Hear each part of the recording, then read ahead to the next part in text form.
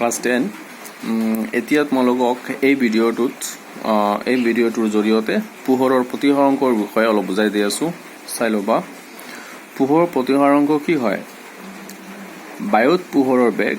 আৰু কোনো মাধ্যমত পোহৰৰ বেগৰ অনুপাত বায়ুত পোহৰৰ বেগ আৰু কোনো মাধ্যমত পোহৰৰ বেগৰ অনুপাতক পোহৰৰ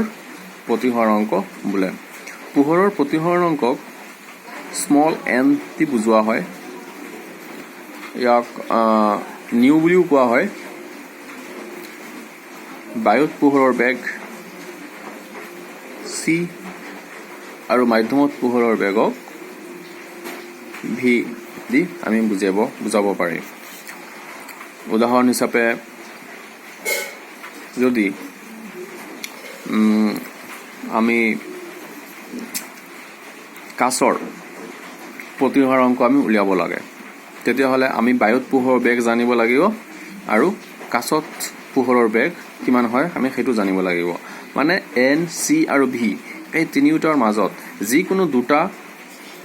দুটাৰ মান জানিলে আমি তৃতীয়টোৰ মান উলিয়াই ল'ব পাৰি ইয়াক আমি যদি কাচৰ প্ৰতিসৰাংক উলিয়াব বিচাৰো তেতিয়াহ'লে আমি তাক তেনেকৈ লিখিব পাৰো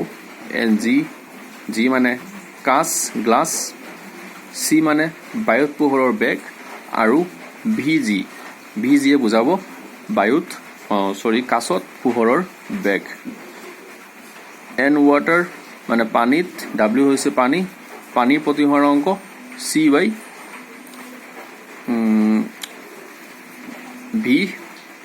w তাৰমানে পানীত পোহৰৰ বেগ কাচত পোহৰৰ প্ৰতিসৰাংক উলিয়াবলৈ হ'লে ধৰি লৈছো আমি বায়ুত পোহৰৰ বেগ আমি লিখি লৈছো বায়ুত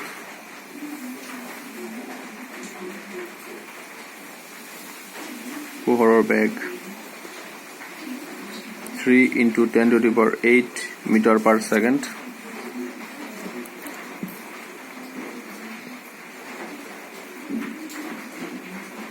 কাচত পোহৰৰ বেগ vg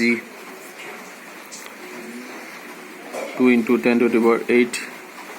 মিটাৰ পাৰ ছেকেণ্ড মাধ্যমত হোৱা পোহৰৰ বেগ আৰু পোহৰৰ প্ৰতিফলনৰ যিটো নিয়ম আছিল সেই নিয়মখিনি মই মোৰ এই ভিডিঅ'ৰ ডেছক্ৰিপশ্যনত তোমালোকে পাই যাবা চেক কৰিবা তোমালোকে সেইখিনি ডিটেইলছ পাই যাবা Ng মানে কাচৰ প্ৰতিসৰাংক c বুলি ক'লে বায়ুত পোহৰৰ বেগ 3 × 10⁸ আৰু কাচত পোহৰৰ বেগ vg যি বুজোৱা হয় তেতিয়াহ'লে আমি লিখো 2 × 10⁸ একেবাৰে সিম্পল আমি এই 10⁸ আৰু সেইটো 10⁸ কাটিব পাৰি 3/2 2 কেনসেল হ'ব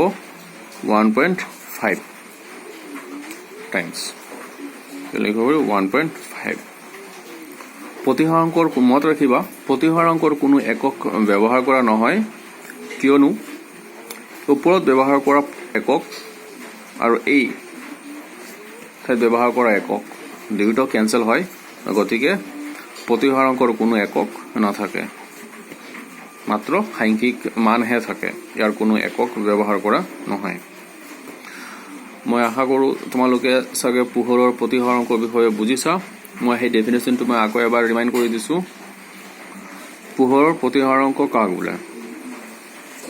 পোহৰৰ প্ৰতিসৰাংকক কি দি বুজোৱা হয় বায়ুত পোহৰৰ বেগ